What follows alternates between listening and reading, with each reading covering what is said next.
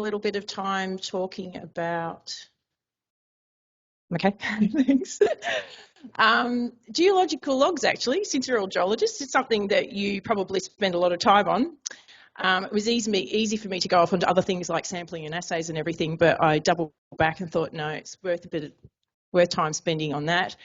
And I've devoted the last half of my talk to how to deal with open file data. Most states now have a lot available. It's not just assay and drilling data, it's geophysics and all sorts of things. I am focusing though on drilling and surface sample stuff. So I had a bit of a think about this and tried to work out where data fits in your workflow. And this top one here in grey, I haven't highlighted, but it really data underpins your target selection in your program design. You've got to start somewhere. I didn't highlight it because I was really focusing on trying to talk about data workflows and procedures. And when you're actually out in the field testing your targets, which is the second one down, I thought you actually really need to have procedures and workflows for all those things. Your field data capture, your validation process at the time out in the field, and you really also need to have procedures for backup as well. Keeping it on a little laptop that might fall off the back of the ute and get run over isn't a backup procedure, and it does happen. And the next step is obviously you might be back in the office, work site, shed, wherever, and you're going to do some analysis and interpretation of your results. So you also need structured procedures and workflows for importing your data. It will go through another round of validation, I hope. You need to export it out so you can use it in whatever package you want. And then you've got another level of data risk management to consider as well. So you really do need to have procedures for each of those things somewhere. And most of you probably do, even if they're not formalised, you're doing them and then you're in your head. But to get a high quality data set, what do I mean by that? It needs to be accurate, it needs to be precise, and it needs to be valid. If you don't have those procedures that I was talking about before, you're not going to end up with a high quality data set. And this slide really is more about encouraging you to want to have a high quality data set in the first place. Everyone needs that little voice in the back of their ear or the monkey on their shoulder that encourages you to do these things. So I really distilled that down into 4 different things. We all went to uni and we did science and we learned about the scientific method. You should be able to look at your data set and replicate everything you did. You should be able to retest it. If you don't capture enough metadata or enough information in the first place, you can't replicate your results. Working backwards from an open file data perspective, you're often sifting through other people's results, and one of the first things you do is go out and try and replicate it. If there's not enough information there, you can't do that. I guess one of the other things I've got there is meeting reporting guidelines, and I'm really talking about anyone who might be listed on the ASX. If you're a company on there, you need to be able to fill out your JORC table. You need to do really good results in your releases. You also have statutory government reporting. If you've got high quality data that's nice and organised and ready to go, when you get to each of those tasks, it's not a trial. There's nothing worse than the week panic before an annual report's due, and you shouldn't have to do that. It should just be all there ready to go, in theory. So again, if you have really good data procedures and workflows, those parts of your job don't need to be stressful, and they shouldn't be. I've got return on investment there, and I'm talking about the cost that it takes for you to go and collect a drill sample. Most of you will probably have that per metre rate in a spreadsheet somewhere. You should even have it for your surface samples as well. If you don't record good metadata, if you don't record your QA, QC data, if you don't even have a QA, QC program in your data procedures, you're basically wasting that money. There's so many data sets I see where I just have the word standard or I have the word duplicate, but it doesn't actually say which sample is the duplicate. I've just got a sample number. I don't have an interval to go with it. So you've basically wasted everything you just spent because you cannot verify your results at the end of the day. I think that's a really, really good reason to have data procedures. And the other thing is you can't effectively test your exploration targets if you don't have good data collection and data recording procedures. A really good example for that for me is recording recoveries, especially in RAB and RC. If you've got poor recoveries, you probably haven't tested your target properly. If you've had water inflow, usually when things go wrong, that's when you're in an interesting spot. The harder it gets to drill, the more excited you should get, I think. And that's usually when you probably need to come back and re-drill. And if you're not there, if you're not recording that information, you could have whole fence lines where you think you've tested, but you actually haven't.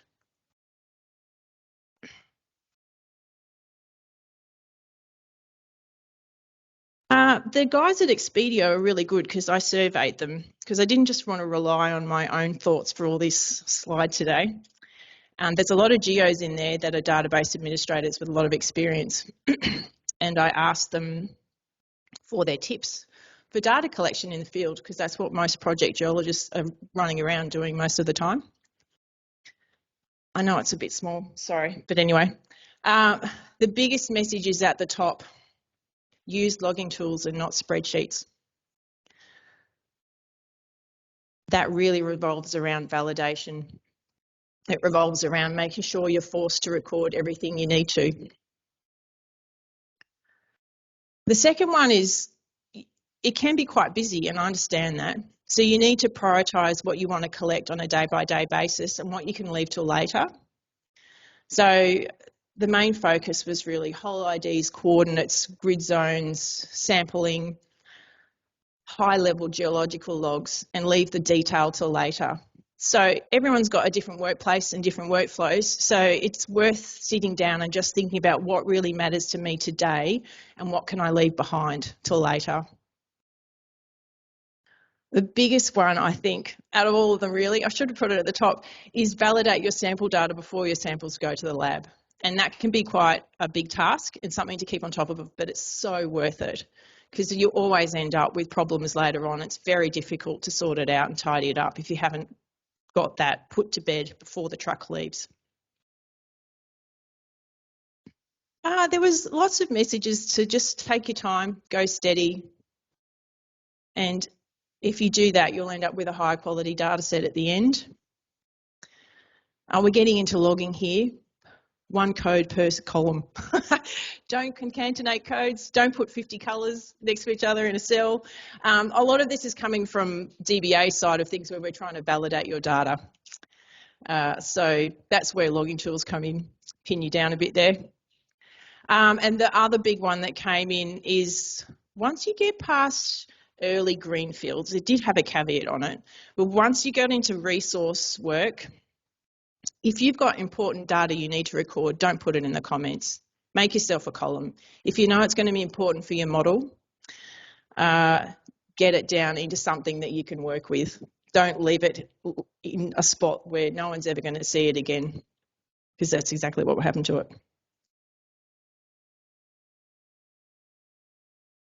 Even though I didn't ask for this, I did get some really interesting tips on how to manage field work. And I thought it was worth putting them up because I thought they were quite insightful. One of the big tips was just keep up with the rig and don't worry about collecting every little bit of geological data that you might want on the day. And the mission for that was so you could advise your supervisor. And if you need to keep drilling or cycle back, drill some areas again while the rig's still there on site, you've got the chance to talk to them about it. If you're not with the rig on that last hole or at the end of hole every day, you're going to miss that kind of nuance and information. So was the hole actually not effective? You didn't get to the target. You didn't get to the depth that you wanted. You didn't see what you were expecting to see. You can talk to them about it and come up with a plan before you lose your drill rig. There was lots of encouragement to talk to your senior geologists and really have a good understanding of the mineralisation style and the deposit that you're trying to target. I like this one. It was talking about knowing what might be unexpected and what observations might lead to a change in the drill program, which cycles back to that first one as well. Make sure you've got your sample procedure bedded down. Are you going to collect samples for multi-element work? Most of us do it all the time anyway. And when should you change your sampling? You might be doing 4 metre composites, when you're going to change to 1 metre, that type of thing. This one is more targeted if you're a project geologist with other geos underneath you and a bit of a crew. There was a big push there to take the time to supervise your team. Don't assume that they've got it bedded down and they know what they're doing and they're all happy and they're doing it the way you want. There was a big push there to keep an eye on everyone and check, make sure you're getting the data that you need. So big shout out to the team there. Thanks very much. Right, this is actually a task for everyone. I'm not going to send out a poll or anything like that, but this is actually a real life example of some data that I got sent to put into a database. My task for you, take your time, have a bit of a look at it. What questions would you ask? Obviously, I wrote an email back pretty quickly with quite a long list. I'll give you a minute to look at it. You can make some notes, have a think, but I just want to know all the things that might pop into your mind when you first see it. Obviously, it's come from a GPS unit, so that's a start point. I also think it probably came from a contractor that was sent out, so not necessarily geologists or field crew, but a sub-level contractor to collect some data, which I don't have a problem with at all, but it really highlights that you just can't send them out and say, collect me something. You need to give them a bit more information than that.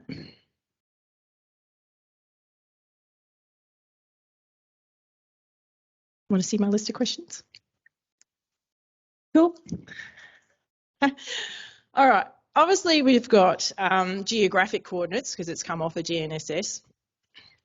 So my first question is, most GNS receivers end up sitting in WGS 84. Most people don't swap to GDA 94. It could be GDA 20 now.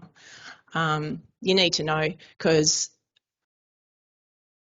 those two have been the same for a very long time. But recently, GDA 94 got shifted. So WGS 84 and 94 are not actually exactly the same anymore. So you need to know. My next question was, what sample type have I got here? Rock chips, soils, auger. Did you sieve them? Have I got 80 mesh? Is it -6 mil? All those sorts of things are really important in lots of terrains. Again, if you're going to assess this data afterwards, was it effective? You cannot decide that if you don't know the sieve size, if it was soils. It's kind of nice to know who sampled it. Not imperative, but it's good for metadata. How deep were they? Was it just the old shovel scoop 10 centimetres down? If it was auger, did we get to 1 metre? Did we get to 3? Did we get to 4? All that sort of thing. There was nothing about sample quality. QA/QC. So when I got the stuff back from the lab, there was lots of extra samples in the lab list because they had inserted standards, but they never gave me that information. So again, a QA/QC program, but a complete and utter waste of time because I had no idea what was inserted and what they did. No tenement information, which I probably work out for myself, and I often do. I plot it all up, make sure it's landing where it should and see which tenement it's in. But it's kind of nice if you let your DBA know what your project is and where you took your samples.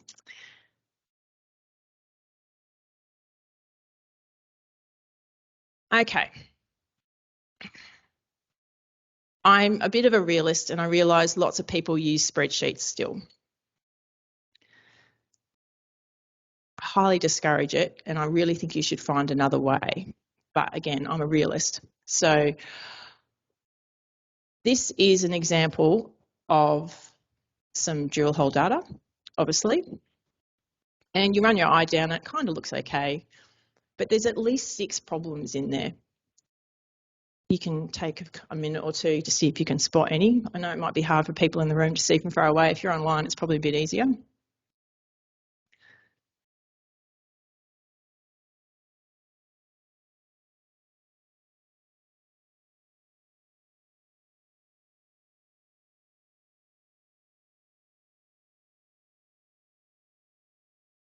How you going, Tony? Put you on the spot. Got any? Formatting. I can change the font too if you like. All right. Have broken it down into metadata type stuff. Again, a bit obsessed with metadata. And then other actual validation problems. So let's just start with general metadata as opposed to some of the issues that are actually in the data itself. Sample dates, drill dates, they're really important. You need them for reporting. It's very difficult to make an appendix for a mines department report if you didn't actually record all your drill dates and your sample dates. In fact, it's impossible. You really need that. Again, it's nice to know who sampled it. Now, I'm going to assume it's an RC sample, but there's a lot more we can drag out of that. Did they riffle split it? Did they scoop it? All that sort of stuff. Was it a 3-layer? All sorts of things. So really need to know that as well. Spoke about drilling sample type. So we've got a few standards. Well, no, we've got 2 blanks in the standards in there, but we'll talk about the blank as well in a minute.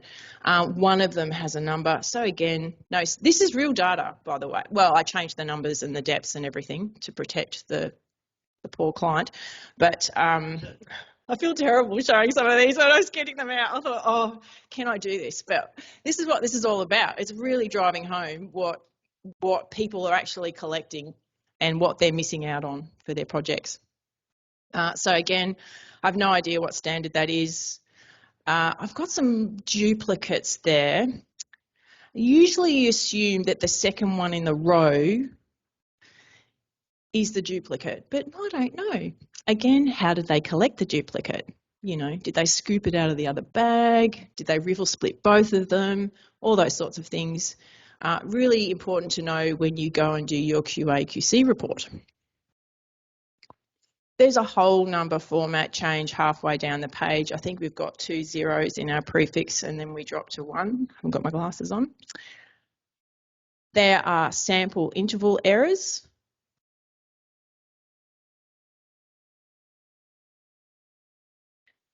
There's also a whole number offset common problem just here.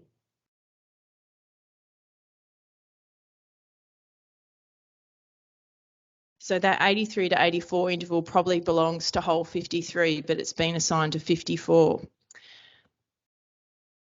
That is so common. It happens all the time, and it's almost impossible to fix if you haven't got a handle on it before your samples go to the lab.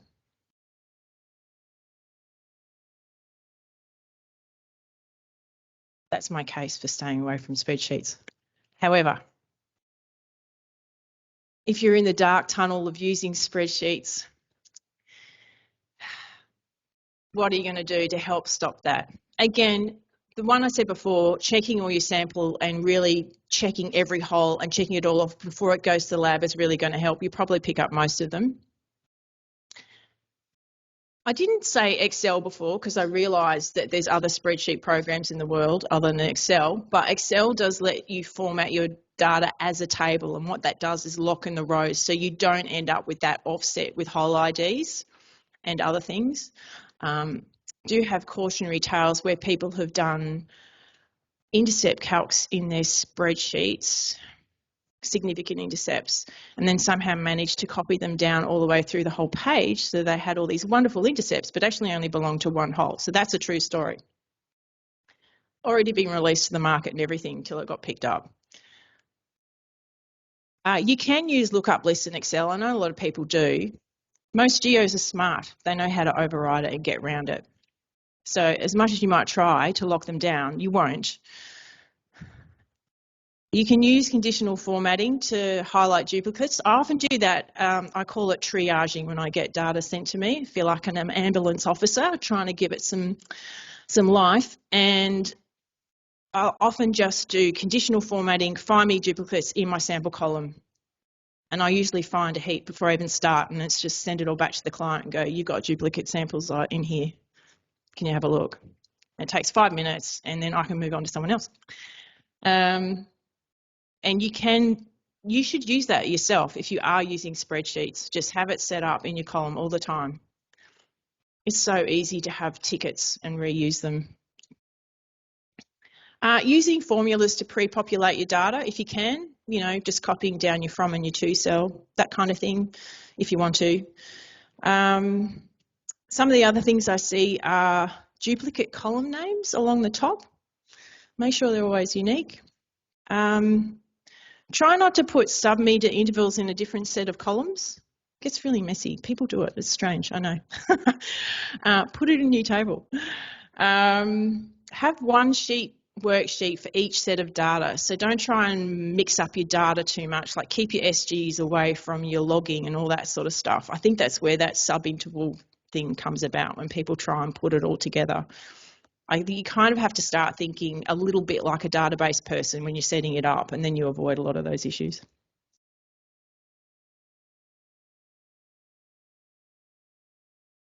This is some of Travis's lovely core here from last year, so it's pretty cool. Right, I'm going to talk about designing a geological log and some of the things you might want to think about when you do that. Some of you are often just given a structure and a log and off you go use it. Some of you might be a bit lucky and have a chance to work on it yourself, or you might have to design one from scratch yourself. So whoever you are and wherever you sit, it's really good though to invest some time in your own logging. Don't just take what's given to you and, fight in that. You're in there, you're a geologist, get your voice heard. The first one I've got is keep it simple, and I took the stupid off because we're not stupid. I think that's a terrible phrase. But keeping it simple is really important. Start simply, expand and change it later as you go along as you need. If you're not the only one logging, train your other loggers. Let them know what's important in your log. Let them know what you mean by your column headings.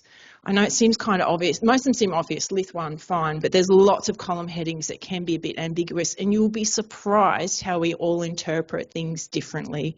So you need to invest time in your junior geologists if they're logging for you.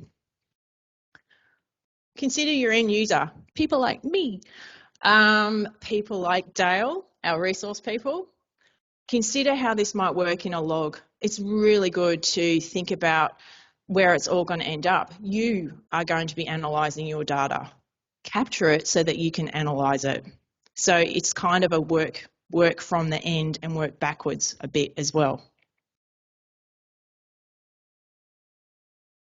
I've summarised that a bit on this slide, so this was more just something to take away to keep for later.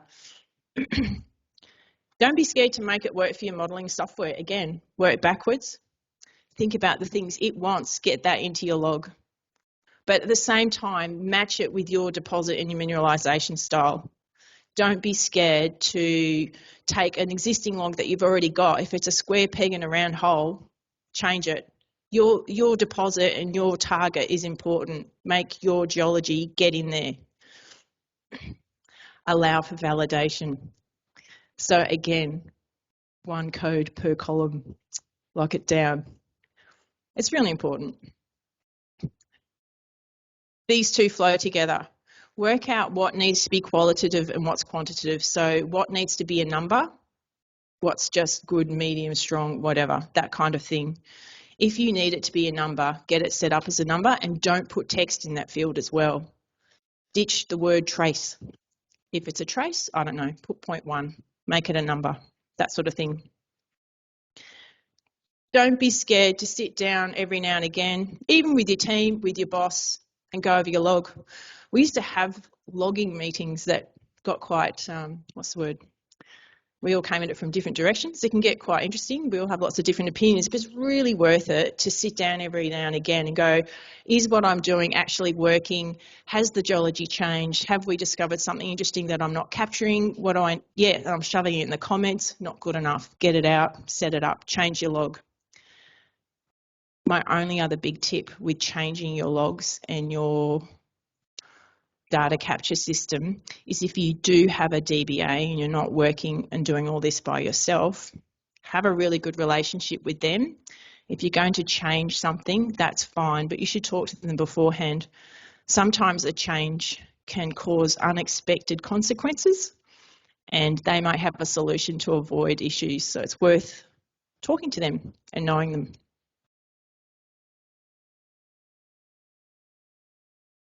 Okay.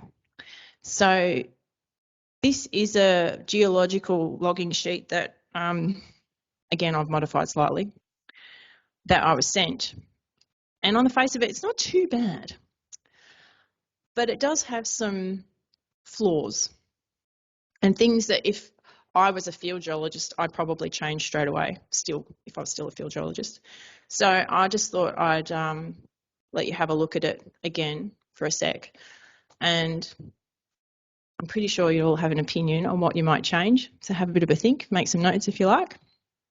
And then I'll bring up my ideas and I'm happy to hear others, obviously.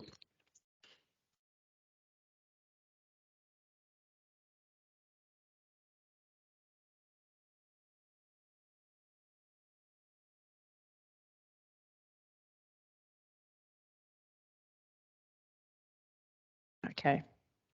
I need some nice background music. Right. Some of the things I put on here, probably more about getting it into a logging system or a database and not necessarily relevant. But there's a few redundant top row categories in there like depth for metre from and metre to. You just don't need it to be there. So we've got rock down there under the lithology and we've got lith 2 and that was real. And I thought, well, you know, we probably want to go lith 1, lith 2 for a start, just to make it look a bit neat and tidy. It's not a game, it's nothing big, but it's just making it make sense. Another big one, very common, we often have oxidation and weathering in the same log. I don't mind that, but you need to be very clear on what you mean by either of those. And you need codes to go with it so that your geologist logger knows what you mean, because often you end up with codes that go from each one in the other, and there's a lot of confusion about what that is. And again, sometimes weathering's measured as a percentage, sometimes it's got a category. You just need to be really clear on what you mean. And do you need both? It's up to you. I've got a model zone category there with like a geology stratigraphic interp type field. That's quite common. We've got texture next to it underneath the header, so that doesn't really make any sense. So again, if you gave that to someone, it's sort of like, just gets a bit confusing. Don't cut yourself down into capturing things too specifically. So we've got quartz vein percent there.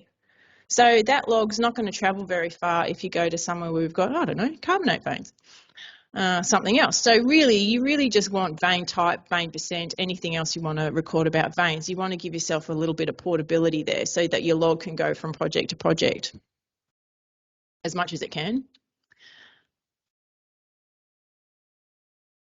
We've only got one column for alteration. You might be happy with that at a high level for RAB, air core.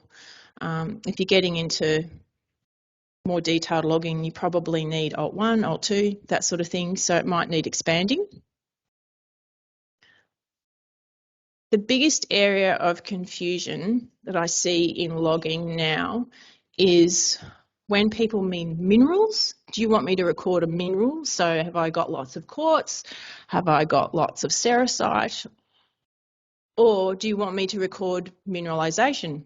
Sulfides, silica, you know, siliceousness, all that sort of stuff. And people will call that field mineralisation and then in their lookup codes give you a list of minerals, rock-forming minerals. So again, I'm not trying to tell you what to capture. I'm trying to tell you to think about what it is you want in that field and make sure the list matches the name, and that you train your geos and tell them what it is you want in there. Little bit picky. We've got min and then we go min 2, min 3. It's a little bit inconsistent. You probably want min 1, min 2.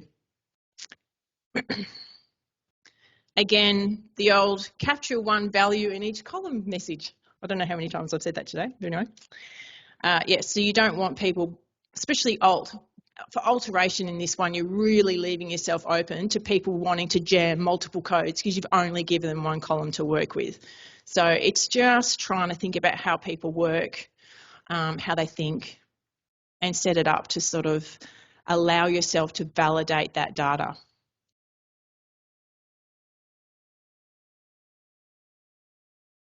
Again, a couple of other tips in general.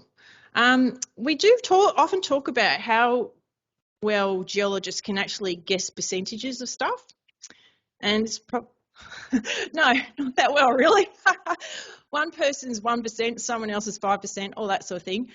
So one of the tips I've got from working with some really good DBAs lately is maybe not to give people just an open range on numbers, but actually give them a data range. So it's actually a 5 to 10%, 10 to 20, and just lump it into big things. Something to consider. It might work for you, might not.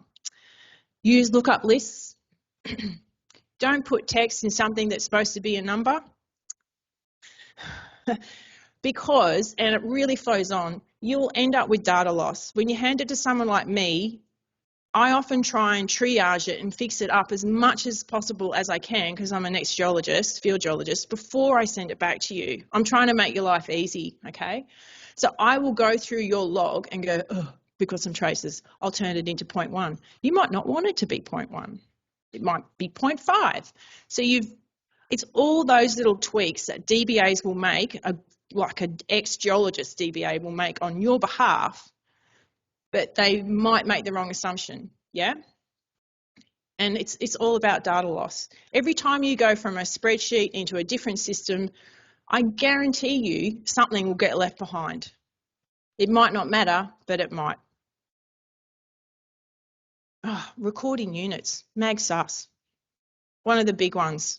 You know, again, all comes back to metadata. Every time you do something, just think about the data that describes that data and get it down somewhere. In the sheet with it, wherever you, I don't know, in your records, it's just got to be there. Get a lot of that kind of measurement stuff where we really don't know what you measured it in. I feel like I'm really getting into a bit of a lecturer thing, and I want it to be really encouraging, but I'm going to wind back my tone. Right. I'm going to talk about digital open file data and non-digital today. And the reason I'm going to talk about it is I've spent a lot of time doing this kind of work. And there's so much out there now, can be quite overwhelming. So what I'm sort of trying to talk about is start from a particular starting point on what you actually want to get out of your open file data. And that will help you decide how to distill it, how to not get overwhelmed by the amount of information that might be there. So from my perspective, if you're working with legacy exploration results, you're really looking for good results that people had and reported.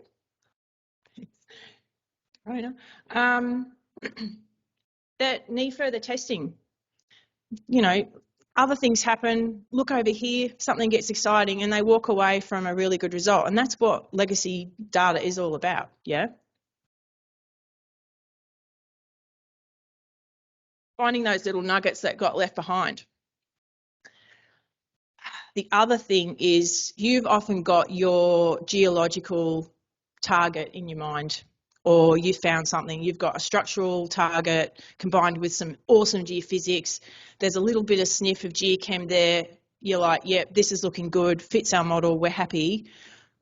somebody's already drilled 20 holes over the top of it. Dang. However, you need to look at that drilling. You need to make sure they actually tested the target properly, because, you know, more often than not, there's still a bit of sunshine there. And they are the two things that I try and focus on with open file data. That should be the mission, I reckon. So when you're putting the data together, as much as possible, to answer that, was my target tested? You can't answer that question if you don't take the time to capture all the sample metadata. Again, you need to know, especially surface soils, you really need to know sieve size, sample quality. Again, if you record it, it's there. And a lot of old data is really good and it's all in there. You just need to get it out. Assay metadata is really important too. You need to know what method they used. Partial digests were really popular there for a while. A few people still use them. But when I work with data set and I see partial digest, I basically go, that's greenfields, you know, get in there with something else and retest it. I'm not saying that you won't find anomalies. I'm just saying I wouldn't consider it effectively tested. That's all. So you need to dive into the back end of the open file data and drag that stuff out with your assays, not just your results. I hear a lot, even geologists say this, just get the collars or the surface samples and just get the assays and plot that up and get that done and we're good to go. I'm going to make a big argument against that and say you need to capture lithology and regolith as well. And I think, what's my next slide? Hang on, I'm going to jump through to another one. Where did I put it? Oh, maybe I didn't shove it on there. Might have ditched the slide. Sorry, team. Hang on. Yep. Damn it. Never mind. I'll talk about it instead. One of the things I usually do when I look at lithology and regolith logs and with open file data is I'll assign an effectiveness code to a hole or a surface sample. And when I plot them up, I can go, these are all ineffective, these were effective, and you can overlay it on your target and your models. And you can soon see the gaps. So what you consider effective is up to you. I tend to look at it from, I guess, a geochemical perspective. So again, the assays, were they good? Not a good method, therefore this hole, maybe it didn't actually test the target properly. Again, regolith's really important in lots of terrains. If all the holes have ended in upper saprolite, then, you know, it's a leach zone. It's not effective. They didn't get to a depth that you need. So that's not tested. And I'll classify a hole as being ineffective on that basis.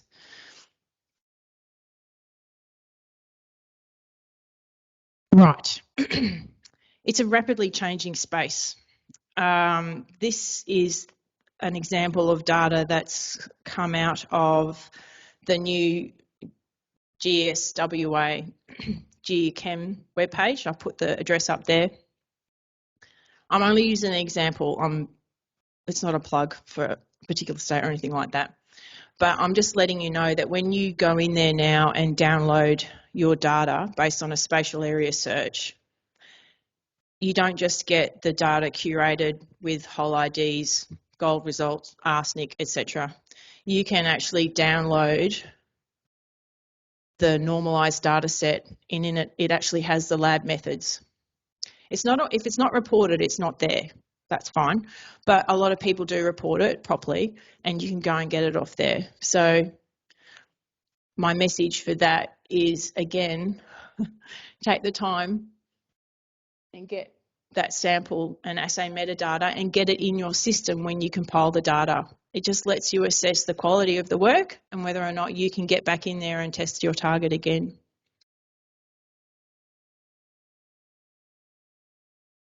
It's fun times when it comes to the lith logs, because obviously we all have different lithological logging systems, and one man's lith 1 is someone else's rock 1, and on it goes.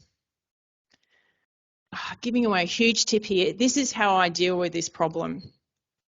When you get lithology logs off the Giswa site, it's normalized. So you get an attribute column and an attribute value.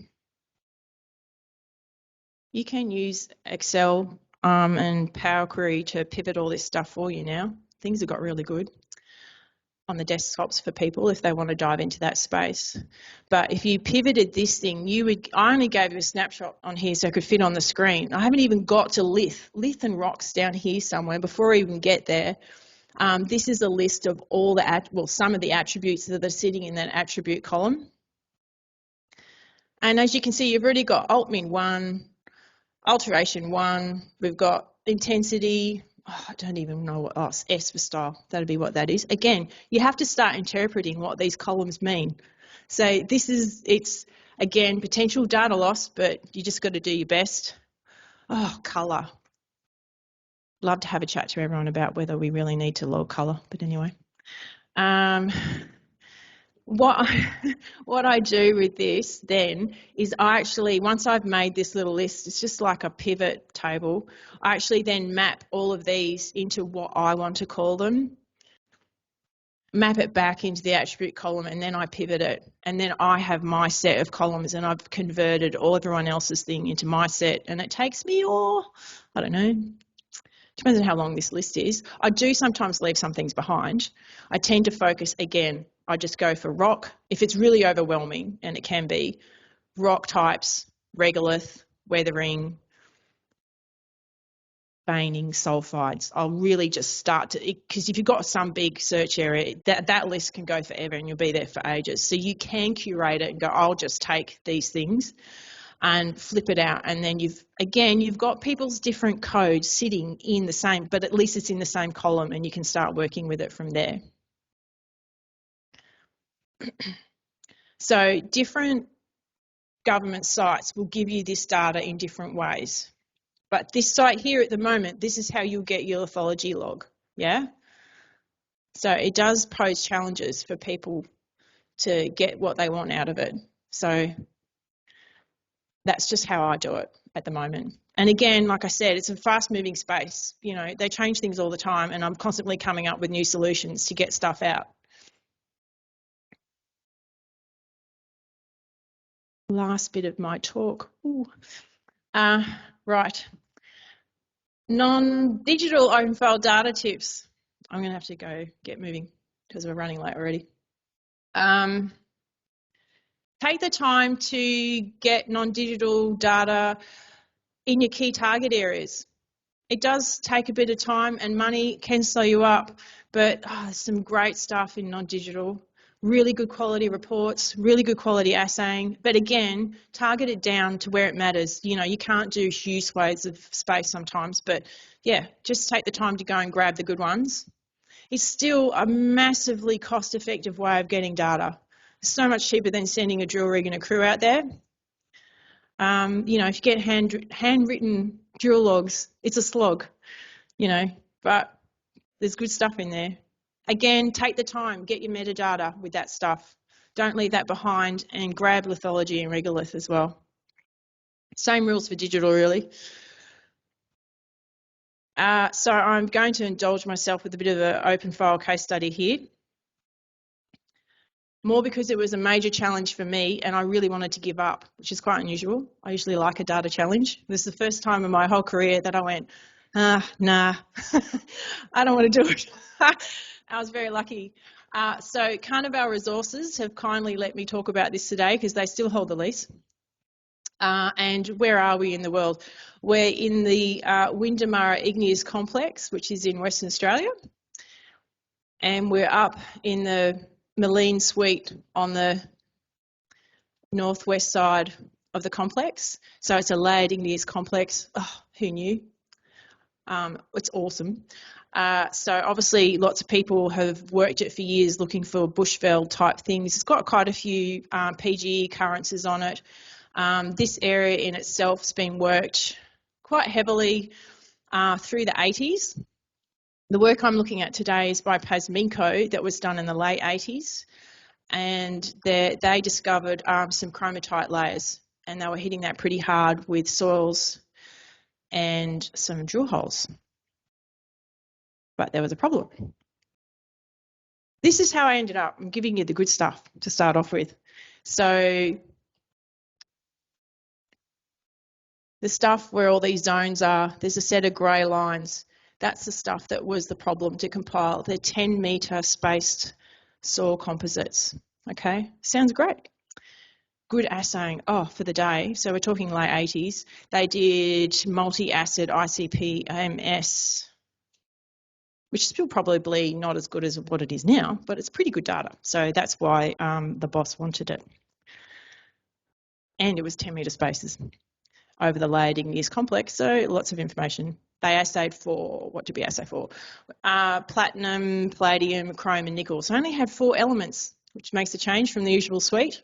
However, I've just taken one of the histograms and this is how the data was reported. Okay, so initially you go, oh yeah, I can read that off. But this is one of the shorter lines. Some of them are up to 2Ks long. And they were obviously scanned off these big A1 things and they're on my screen and this big and I don't have an A0 plotter anymore and all that sort of stuff. And you think, oh, you can read it off. But then you suddenly realise that some of these, quite a few samples there, all the same value, gets a bit tricky. I tried all sorts of things. I had lines drawn across it on my screen. I've thought about printing it out and reading it all off and even getting the kids to measure it. I really was quite desperate how I was going to do this. It doesn't seem too bad, but there's actually 14 lines to do.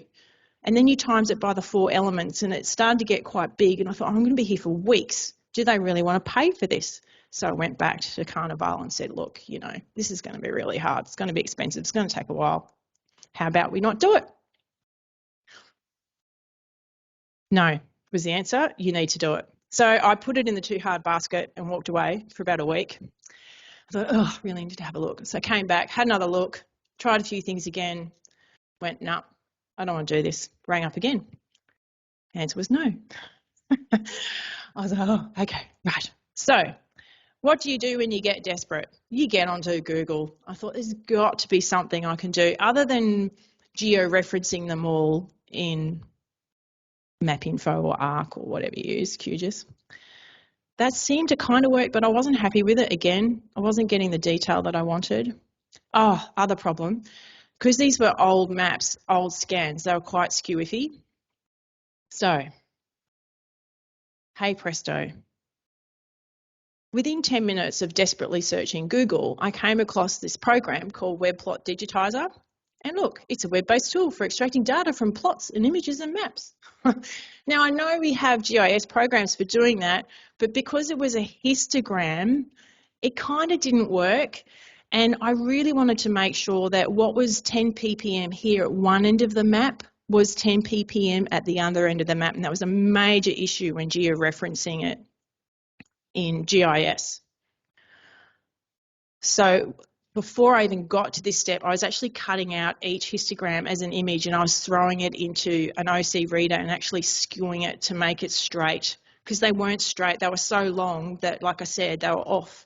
So by the time I read something on the histogram down here, it was out by 5, 6, 10, 20 ppm sometimes, or ppb. It was no good. So there's a lot of imagery pokery going on, and then you can bring it into this program and you can choose which axis you want for your histogram values, and it just draws a lovely grid, and then you go along and I just hit the center point. Actually, I didn't even have to hit the center point sometimes, because a lot of these that are the same, I just knew how many northing, like my 10-meter northings I had, and I just kept clicking on the same spot because it gave me a different bar and it just kept adding it on. It was really good. So I ended up with this. That's this image here is from their website. That's my data. So I actually had to come in afterwards and put the northings in there, but I clicked them in order as I went along so I knew I had them right. And obviously every now and again I stuffed it up and I didn't end up at the right northing at the end. So it was back into the program and redid it. So it was really good for cross-checking and validation.